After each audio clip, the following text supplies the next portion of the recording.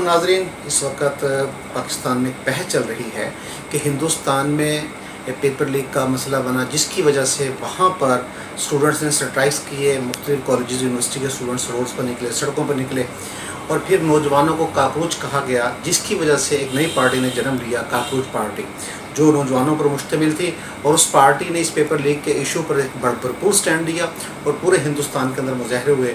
और फिर नौजवान वो पूरे हिंदुस्तान से दिल्ली की तरफ उन्होंने मार्च किया और जंतर मंतर के मकाम पर वो लोग इकट्ठे हुए। तकरीबन 23 दिन तक उनका एहतजाज जारी रहा। बिल आखिर हुकूमत घुटने टेकने पर मजबूर हुई और उनका जो ताकतवर मिनिस्टर था, एजुकेशन मिनिस्टर, उसने रिज़ाइन किया, क्योंकि नौजवानों का जो मुतालबा था वो यही था कि सबसे पहले वज़ीर तालीम मुस्ताफ़ी हो, क्योंकि इस पेपर लीक के अंदर वो इन्वॉल्व हैं। बिल आखिर घुटने टेकने पड़े और ताकतवर मिनिस्टर वज़ीर तालीम उन्होंने इस्तीफ़ा दिया। अब हमारे यहाँ एक बहस चल रही है कि हमारी जनरेशन जी, हमारा यंगस्टर, हमारा नौजवान, हमारा स्टूडेंट्स वो कहाँ पर खड़ा है। हमारे यहाँ इस तरह के प्रोटेस्ट क्यों नहीं होते। हमारे नौजवानों को भी मसाइल का सामना है, हमारे नौजवानों को भी एजुकेशन के हवाले से मसाइल हैं, हमारे नौजवानों को रोज़गार का एक बहुत बड़ा मसला दरपेश है।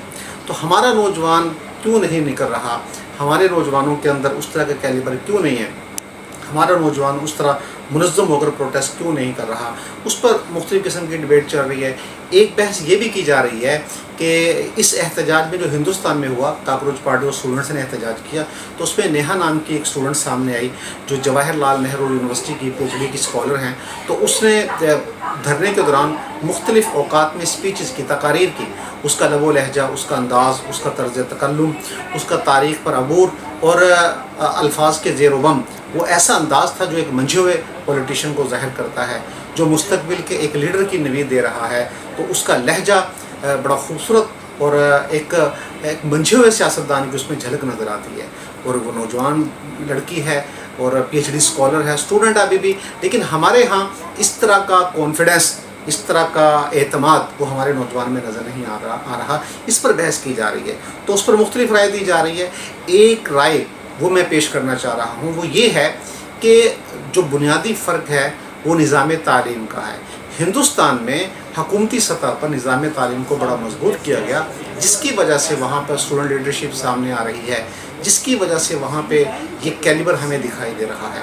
दूसरी जानब हमारे पाकिस्तान में हम देखें तो हमारे यहाँ बड़े मुनज़्ज़म तरीके से तालीमी निज़ाम का बेड़ा गर्क किया गया। हमेशा जो तालीमी निज़ाम है वो हुकूमत उसको मजबूत करती है, और जो सरकारी तालीमी इदारे हैं जिनका पूरे मुल्क में नेटवर्क होता है, वो तालीमी इदारे नौजवानों की तालीम और तरबियत के ज़िम्मेदार होते हैं और वहीं से लीडरशिप पैदा होती है। लेकिन हम देखें पिछली 2 दिहाइयों से हमारे यहाँ एक मुनज़्ज़म तरीके से, मैं तो बल्कि ये कहता हूँ कि एक साजिश के तहत हमारे तालीमी निज़ाम का बेड़ा गर्क किया गया।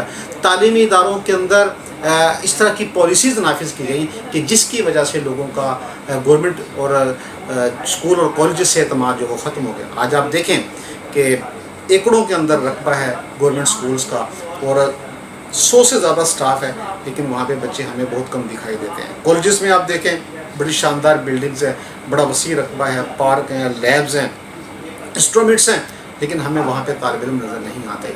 तो वजह क्या है कि आज नौजवान का, आज लोगों का इन गवर्नमेंट तालीमी इदारों से एतमाद ख़त्म हो गया। जब इनसे एतमाद ख़त्म हुआ तो डेफिनेट लोग फिर प्राइवेट सेक्टर की तरफ भागे और प्राइवेट तालीमी इदारों की तरफ अपने बच्चों को भेजा। और ज़ाहिर सी बात है कि प्राइवेट सेक्टर वो एक इंडस्ट्री बन चुका है और वहाँ पर ज़्यादा से ज़्यादा एडमिशन और ज़्यादा से ज़्यादा बच्चों से फ़ीस इकट्ठी करना, ये उनकी प्रायोरिटी होती है, तरजीह होती है।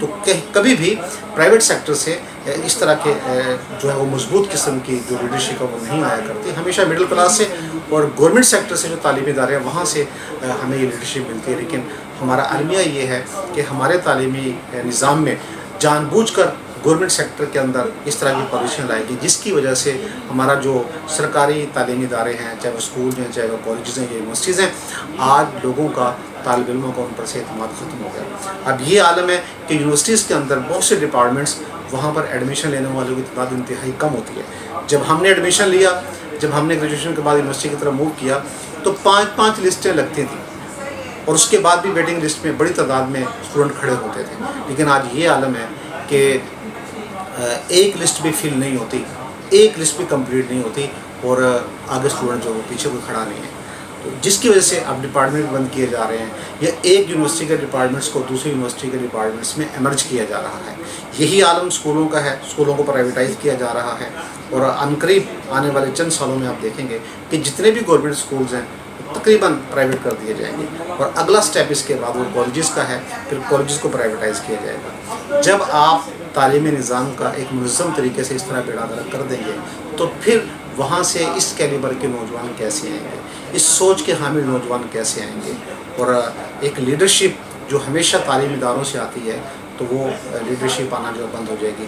آج ہمارے ملک کا ایک المیہ یہ بھی ہے. ہم دیکھیں اس وقت جو ہمیں لیڈرشپ نظر آتی ہے 85 کے بعد کی یہ لیڈرشپ ہے، چاہے وہ پیپلز پارٹی ہو، چاہے مسلم لیگ نون ہو یا جماعت اسلامی، دیگر جماعتیں. پی ٹی آئی تو خیر اتنی پرانی نہیں ہے، لیکن یہ 3 پرانی جماعتیں، تو ان کی جو اس وقت قیادت ہمیں نظر آ رہی ہے تو زیادہ تر وہ ہیں جو 85 کی کھیپ کے ہیں، اور یہ وہ ہیں جو تعلیمی اداروں سے نکل کر آئے ہیں اور اسٹوڈنٹ لیڈر تھے یہ لوگ. آج وہ پورے ملک کے اندر سیاسی طور پر اپنا سکہ جمائے ہوئے ہیں. تو بنیادی فرق ہندوستان اور پاکستان کا یہی نظر آتا ہے کہ وہاں پہ تعلیمی نظام مضبوط ہے اور ہمارے ہاں تعلیمی نظام اتنا مضبوط نہیں ہے، جس کی وجہ سے وہاں کا نوجوان منظم ہو کر نکلتا ہے اور اپنے جائز مطالبات پرامن احتجاج کے ذریعے حکومت سے منوا لیتا ہے، جبکہ ہمارے نوجوان کا یہ کیلیبر نہیں ہے.